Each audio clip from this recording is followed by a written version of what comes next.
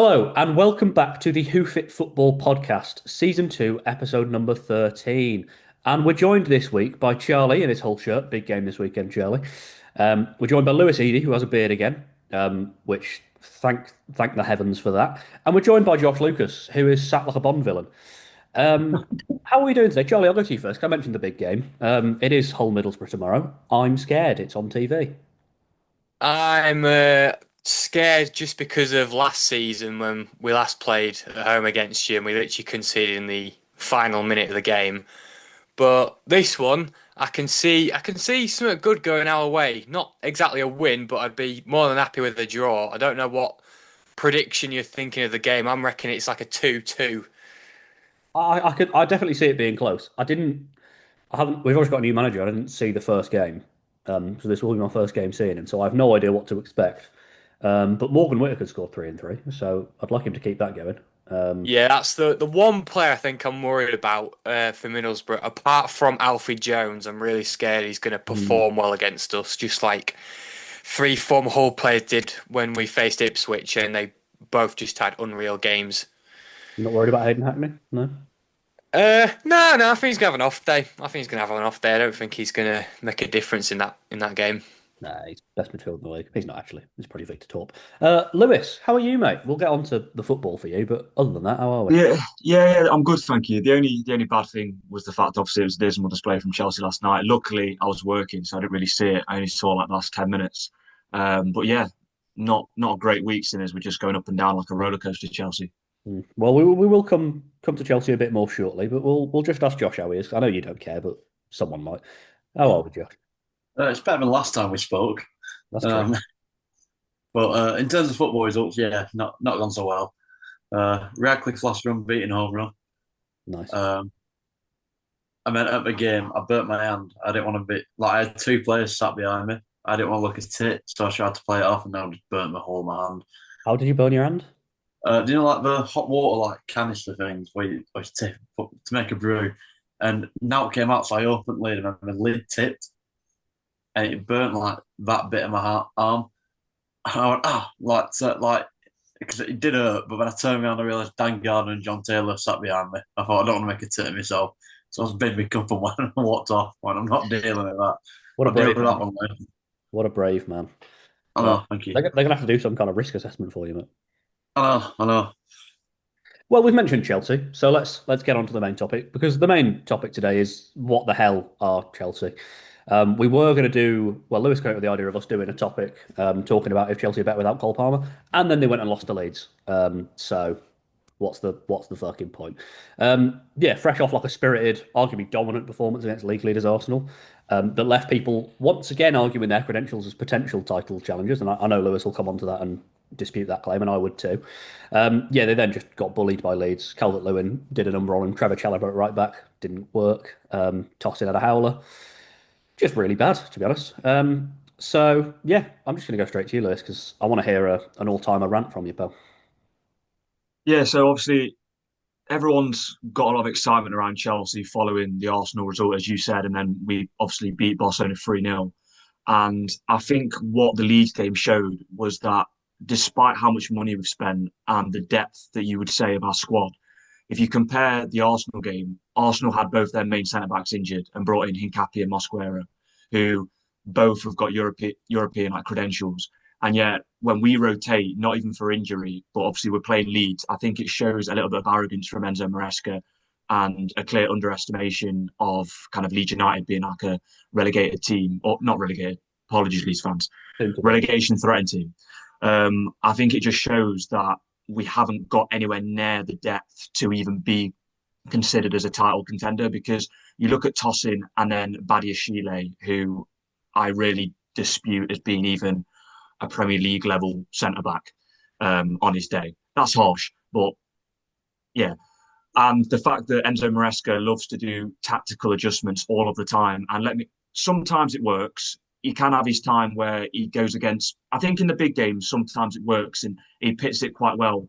We played very well against Mikel Arteta and Arsenal. However, when he's playing the likes of Trevor Chalobah at right back, and he's deciding to play both our right backs out of, well, he's playing both our right backs against Arsenal so that when you want to rotate, we haven't got a right back to actually play.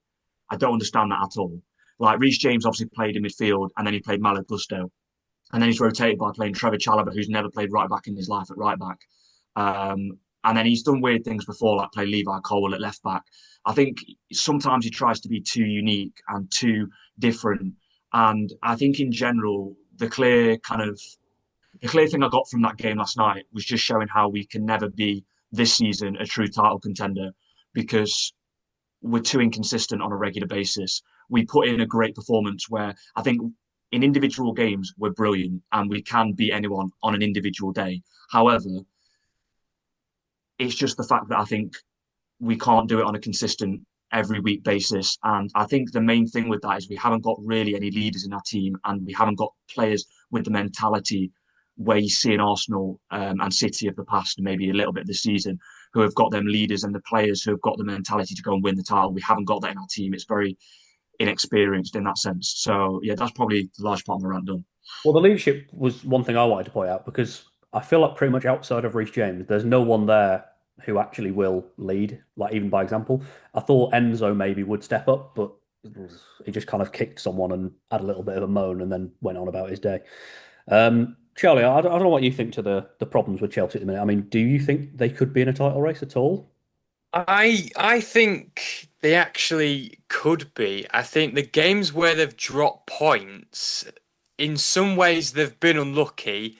For instance, the late goals they've conceded, which was a bit more early on to the season. Obviously, the Brighton game where, to be fair, they only had 10 men. The Brentford game where they were literally 2-1 up, just had to hold the lead and We conceded didn't to lose Fabio Brentford. Carvalho. What was that? We didn't lose against Brentford. No, yeah, Drew. Yeah, Drew. So you're Oh, two one up, and then conceding last minute to Carvalho, which I'm not gonna lie, I was kind of happy about. And then the Sunderland game as well, losing in the last minute, like dropping what would have been an okay point to say that Sunderland were in form. But like we're going on to leadership, like someone leading by example. I think that is something that Chelsea simply just needed, which I think would have given that edge to be in a title race. Because I don't like, I'm constantly comparing to the start of the season. There were so many red cards that are being given out. I don't think there was any real proper discipline, especially from the Gusto red card against Notts Forest when you're 3-0 up. That is just, I don't understand what the point of that was. There's just no understanding behind it. And Chelsea's season has just been bizarre with the likes of, like, I'd say they're doing well in the Champions League, especially, like you said, game against Barcelona, they won very convincingly, but then managed to drop points against Karabag. And then we're going to be talking about Cole Palmer to say that, well, they're doing well without him, which I do think they are. I don't think Cole Palmer, whether Cole Palmer would have made a difference, if you told me that Chelsea had won that Leeds game, I would have thought maybe they don't really need Cole Palmer this season. Maybe they've actually kind of stood their ground without a fully focused player that's just known to be the star of the team. And it's just like going back to, again, like throwing away points, like the Brentford game where they drew 2-2, Manchester United game where if they didn't get a red card, I think they could have got something out of that. And then the Leeds game, obviously recently, I didn't see, so I couldn't tell you who was the better side. I'm guessing Leeds were, by the fact that, of course, they've just managed to score 3 goals, which I'm really annoyed about because I'm a hater. But I wait, think Charlie, you started this conversation by saying they are in a title race and then argued everything against them. no, I've argued that I've said that if they could have been in a title race. Oh, okay. I'm not saying they're in strong contention for a title race because technically they could still be, but I very much doubt it the way they've dropped points against certain teams and the likes how they've got red cards and giving away late goals, whether it's equalisers or last minute winners. I think that So something I'm not saying something needs to change, but there's got to, like Lewis said, like you've said, Ben, there's got to be someone who can take leadership and kind of keep Chelsea under control. But I don't know. Lewis is like the favourite person for this since he is a fan, so he'll have like the best idea of what Chelsea really needs to do in order to put themselves in a better position. Because I don't know if you think, Lewis, that maybe they could be higher up in the table. They could be fighting for, well, the Premier League title, but for me, it just doesn't seem likely with how this season's gone because it's kind of it's been rather good, but there's been some ups and downs. Yeah, I dispute. I'd say that you're right in the sense that there's been opportunities in the Arsenal game and the United game where the recklessness of getting red cards and the disciplinary this season hasn't helped us. I just think that despite that, even if we did have kind of our strongest 11 and we didn't get red cards and things like that, I think that this team in general shouldn't be in the title mix this season. I think it's a little bit too soon. We won the Conference League. Let's be honest, everybody expected us to win that, and it would have been a disappointment if we hadn't. We won a Club World Cup, which was an inaugural competition in terms of the layout of it. Again, not much weight can really be put on that, if I'm honest with you. So going into this Premier League season, when you've got how much Arsenal have recruited and how strong they are, you look at Man City, who can never kind of be underestimated with the players that they've got, and obviously having Pep Guardiola. Nobody expected Liverpool to kind of fall off the way they have with the money that they spend. But I never really went into this season with them being in a title mix. I don't know what you think, Josh, and obviously what you could maybe say on that question.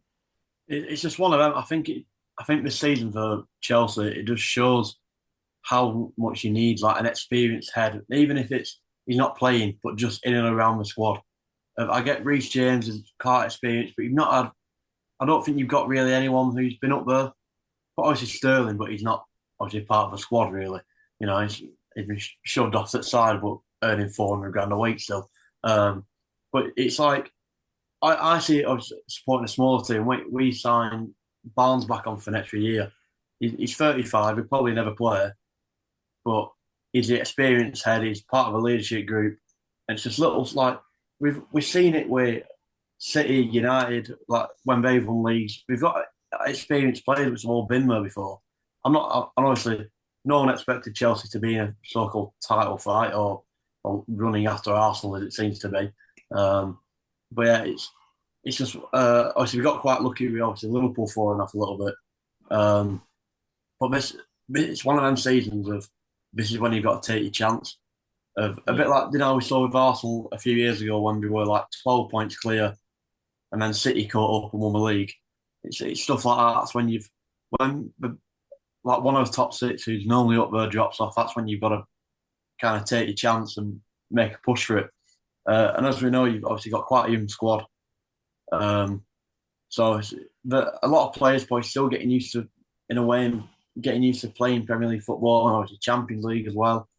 It's it, I just feel like you've not, as we said before, leadership to get you through the bigger games and see it out and stuff like that. I think that's where you're lacking. But yeah, obviously we talk about the young players. We've got tons of potential, but we've seen it with so many young players. If they've come to the Premier League, we've done well. But it's just little moments against, for example, like naivety. Against Leeds last night, like I think it was a third goal, and you're 2-1 down, you're just passing across your back line, and then that's when teams like Leeds will pounce. I don't know what you think about it, Ben. Yeah, I mean, we've all mentioned the inexperience there. I think one thing that I flagged up, I was looking at the kind of the youngest starting 11s this season, and of the top 15, Chelsea have nine of them. So it does really feel like a lot of this can be attributed to a lack of experience. I mean, it could still just be growing pains. You know, you have the really highs of the 3-0 win against Barcelona. I'd say you could consider the Arsenal game a high because without that red card, I reckon they probably would have got more out of that game. But then you have the lows of, the loss to Sunderland, like we said, the draw to Karabag, like we've said, the aforementioned loss to Leeds that's just happened. It really does kind of go up and down, like Lewis said at the start. I have been pretty vocal on this podcast about my, distaste for Enzo Maresca and how I don't think he's that good. I also think he looks a little bit like one of the dwarfs out of Snow White. But I don't believe he's fully to blame because half of his defence is made up of morons. So Yeah. I'm going to kind of throw to everyone here just for a quick summary before we move on to the quiz of how much do you think Maresca is at fault? And we'll go to you first, Charlie. Just yeah, I think it's difficult to say because I think that I've been someone who's dubious of him, especially early on in his Chelsea kind of stint. I think that, like I said earlier, there are moments when tactically you take the Man United game, and I think it was when we were down to 10 men, he brought on three defensive substitutions, didn't really show any impetus to get into the game or try and win the game. I think things like that, when he's trying to experiment too much too often, sometimes he makes bizarre calls. And I think that will kind of damage us in any form of kind of title race or going into, especially like the race for top four when it gets nitty gritty at the end of the season. But I think right now he is probably the best man for the job in terms of what he's doing for Chelsea. He has won two trophies. Let's, as much as they can be said to not be great trophies, he has shown a winning kind of mentality in that sense. And he has got a haphazardous kind of recruitment and transfer network around him where he's done very well given all the changes at the club. So I think overall, right now, no one should be getting ahead of themselves in terms of saying he's not the right man for the job, because I definitely think he is right now. But he definitely is at fault some of the time. Yeah, yeah. Yeah, what about you, Josh? It's don't get me wrong. What I do quite like, obviously, he's inherited a very big squad, and the he's got rid of a player who he knows he's not going to need. So straight away, he's cut down the squad and he's put down with like 30 players ish that he wants, and it was clearly something he has a plan. I think, but I just don't think right now it's just going as obviously as well as he wants to. But I feel like the jump to Champions League straight away, that's kind of one step too far maybe. Where he's not panicking, but obviously you've got to go get results. So he's just trying to make up what he can really. But I do think maybe even next year he can be challenging properly if he has a good summer. Obviously, once again gets rid of any players that are just kind of dead weight. So Cool. And Charlie, round us out, mate. I think he shouldn't be much at fault. I think maybe for the discipline for when they've had like multiple red cards in like so many weeks. And I don't think when Chelsea have dropped points, he shouldn't really take much blame because I think like you've got to blame the players who should be doing the role better. I know, for instance, how we said with the Brentford situation, Garnacho should have been tracking back, or at least well marking Carvalho for that goal. But I think I was always a bit confused how Chelsea did assign him as their new manager since he came from Leicester, but he's proven me wrong. I think he's done rather well. I think give it time. We might wait and see until what Chelsea fans overall think if he should be staying in the long term or if they think, oh, maybe after this season, maybe he's just not worth it and not part of the plans for potentially a Premier League title in the future. But I think he's done rather well. It's just that it's just more the fact that he has to take a bit of blame, I think, so far this season. Yeah, I'd agree with most of that. I think he's also a young manager, right? So he's part of that kind of growing pains of he's maturing as well. I'm not a massive fan of him personally, but I could see him getting somewhere in the future. But that's it. That's a quick kind of roundup on what the fuck are Chelsea. We'll be back shortly for a quiz. Welcome back to Hoof It, where it's time now for the quiz as per. Now, much to Josh's chagrin, we are returning to mainland Europe for the lineup this week because Napoli are into the Coppa Italia quarter-finals. They Oh, squeaked past Cagliari on penalties 9-8. What a game. So, on that note, we are going back to 2020 when the Partenopei got served a taste of their own medicine and lost the final on pens to Juventus. Can you tell me their team that day? And it was a 4-3-3. And Charlie, last week you slightly bent the rules a bit because it was like a three back and you gave me five centre backs. So you're not giving me All more than right. two centre backs. It's a 4 If I can't think of players though, like, do I get some sort of let off for one of them, or are No, we just no. It's a 4-3-3. right 4-3-3? If you can't think of a player, it's a shame. It's a shame. Um, yeah, it was it's a nil-nil Napoli. game. They lost it on pens. Interesting, the Juve team was also a 4-3-3. And I nearly gave you the Juve team, but it's, if I'm honest, a piece of piss. Um, some great players in there. Aaron Ramsey came off the bench. What a boy. Still Um, can't believe you went there. I don't think he can. He was barely there. Who else have we got on there? Matteo Sciglio on the bench. What a boy. Daniele Regani as well. Great player. Um, great midfield three. Rodrigo Bentancur for any Spurs fans at home. He did Uh, once win a cup Still, final. He did once win a cup final. The Napoli team does also have some great players on the bench. I'm not going to lie to you. I'm not going to tell you because you might put them in the team, but what a bench. What a bench full of proper throwback footballers. I reckon you're about halfway through your time here, lads. So oh my God. you're going to have to get cracking, eh? You're going to have to get chopping through it. Yeah, struggling. I will say, I think this lineup, to be honest, I always say there's about five you should get. Again, I think there's about five you should get. Um, More than that, surely. as in, like, there's five that you really should get. There's a few others where you could get confused with the era. Um, I'm expecting big things from you this, Lewis, to be honest. As a man who prides himself on It's the nitty gritties football though. knowledge. I feel like I some might be don't. on the bench. I've not got 11 players for this. I'm really struggling. that's on 4 for a minute. You're on four. Yeah. We better get some more down because you've got about 10 seconds. I'm Oh, done. he's a potential shout. I remember It's not using like this a guy on player from FIFA. Napoli. I've got one player that I really don't know if that's a stupid thing to say in terms of the time period. Well, has everyone got any more names down? Because it's about to be pens down. Oh, I'm done. I'm done then. Not Stick to it. down on 4. Yeah, I'm done. I'm done. Okay, Josh, I'm going to start with your four names. Yeah. Ospina, Okay, Di Lorenzo, okay, Marco Rui, okay. and Politano. Is that his name? Right winger. Matteo Politano. Yep, him. That's it. Missed some big hitters. Okay, Josh, that's yours done. We'll go Charlie next. We'll save Lewis till last because I think he's going to have a few down and he's actually got a full count of team. Yeah, I've only got 8 players. So I've Okay. got a Spina in goal. I've Mhm. got Kuibai and Di Lorenzo. Sorry, I'm going to stop you there. What's that pronunciation, Charlie? Koulibaly, sorry. Mate, shut up. Sure. I've got Fabian Ruiz, Okay, Zielinski as well. okay. And then I've got Lorenzo Insigne, Mhm. baller, Dries Mertens, Mhm. and I think he's called like Calajon or Jose something. Callahan. Yeah.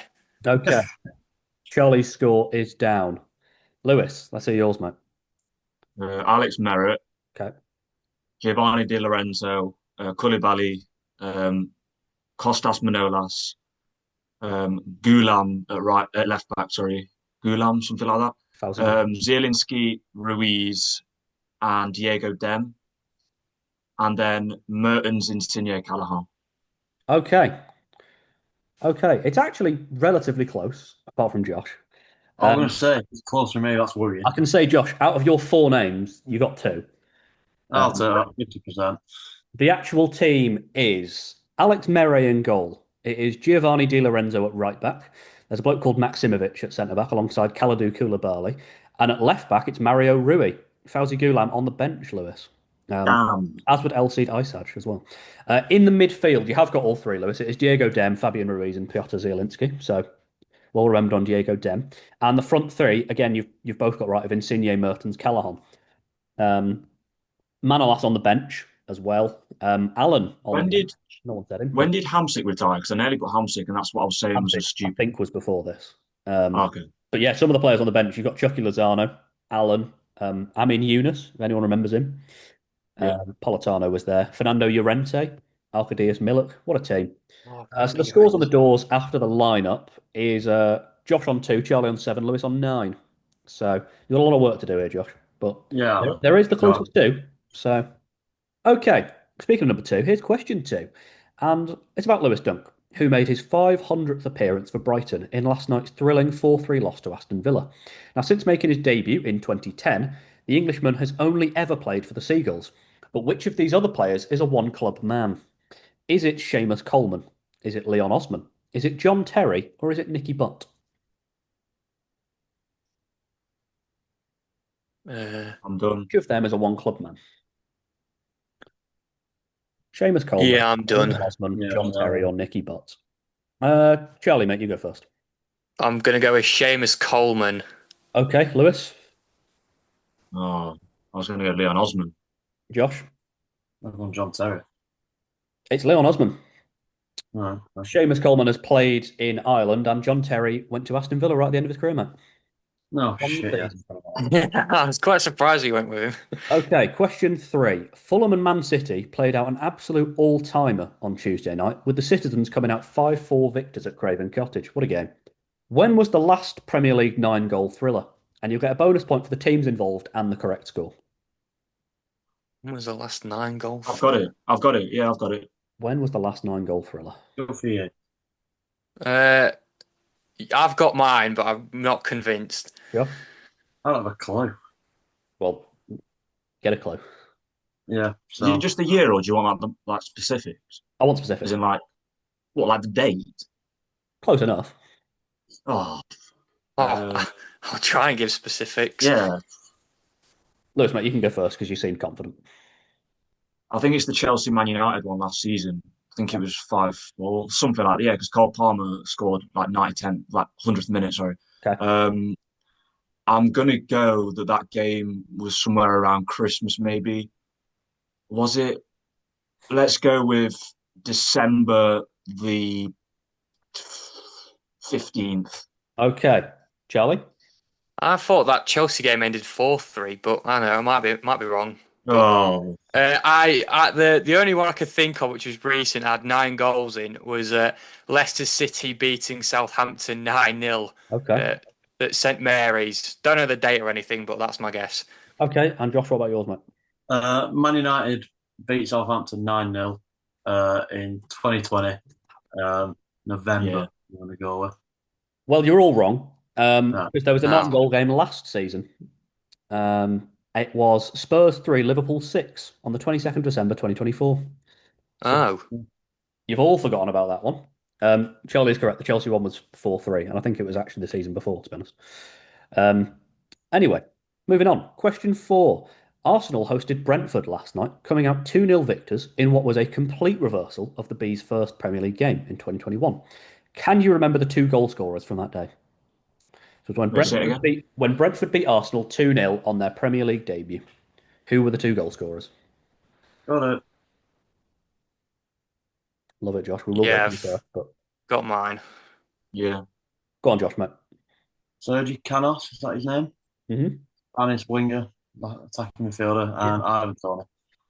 Who was the second one you said? Ivan Toney. Okay. We'll go to you, Charlie. I just went with Ivan Toney and Ben Mee. Okay. And we'll go to you, Lewis. Sergi Canos and Vitani Yano, whatever he's called. Yano. Okay. I can tell you, Ben Mee was still at Burnley. That's fine. And the goal scorers were Man. Christian Norgard and Sergi Oh, Canos. Sergi Canos. So, what he was in. Got the wrong Josh, midfielder. you cannot win at this point. Yeah, buzzing. You're a long way behind, but Charlie still could pinch it. As we go into question 5, the closest to, and it's relating to Erling Haaland, who has finally reached the 100 club after a quite frankly rubbish 111 games. Rubbish. Can you recall back to his first and second goals in a 2-0 win over West Ham? If you can, I want you to tell me how many days ago that was. Oh, How many days? How many days ago? Closest to, and obviously, as always, 5 points if you get it dead on. What, when he scored his first 2 goals in the Prem? First 2 goals in the Premier League. He got a 2-0 win over Okay, West Ham. right, let's. 4 seasons ago. Wait, 4 seasons? What was 3? I'm sure he's in his 4th season, I think, because it was the first year of uni when I remember he was the first season for him. So 3. Then, Yeah, no, yeah. No, but we're in our 4th. Yeah. Oh, Yeah, this is his 4th season. I'm just trying 22, to add up. 23.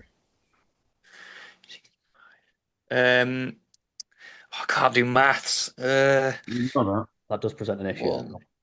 that. Good thing you did a journalism degree in it. Well, is it good at this point? oh, can I just say a random answer?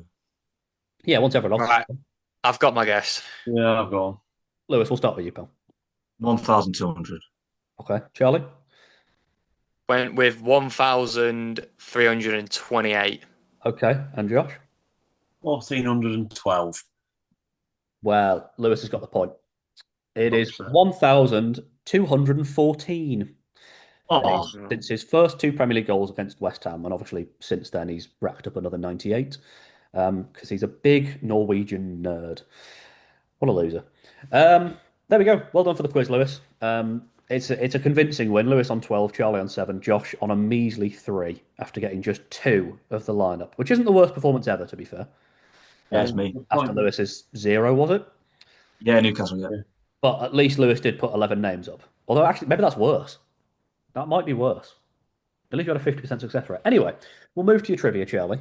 Let's see if you can kind of tickle our brains a little bit, Sunshine. Okay. So this I was kind of struggling for this one, but I got a very interesting fact off my cousin. So shout out Jack Gabitus. Everyone remembers Dwight Gayle, don't they? Obviously. Yeah. Yeah. Yeah. Do you know which club he retired at? You know, that's some fucking Oh. Saudi Arabian club, isn't it? Can you name me the Non-league. club Is it a non-league where he club? retired? Yeah, can we have some kind of hint? Okay, Yeah, is it I'll non-league give you a Saudi clue. or- If you say It Indian is Super League, not in any English football league.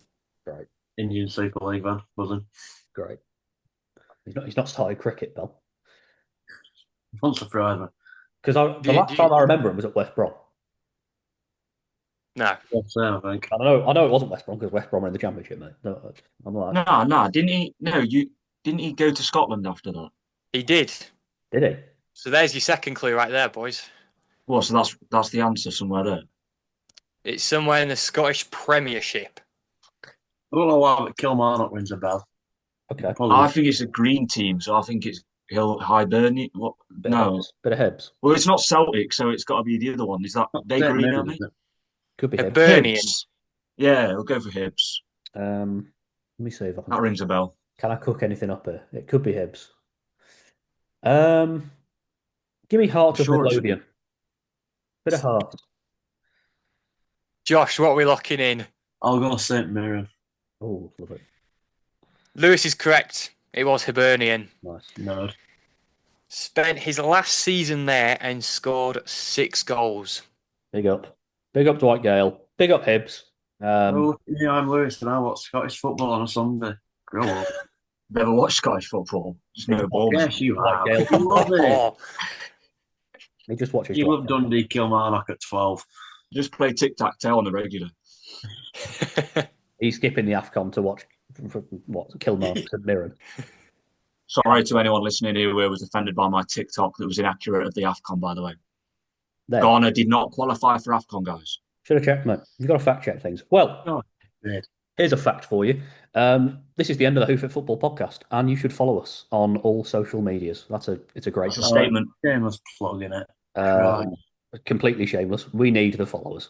Yeah. Thank you very much for listening. Thank you very much for coming along. And we will catch you again next week on our regular scheduled slot of Thursday evening. We will see you then. All the best.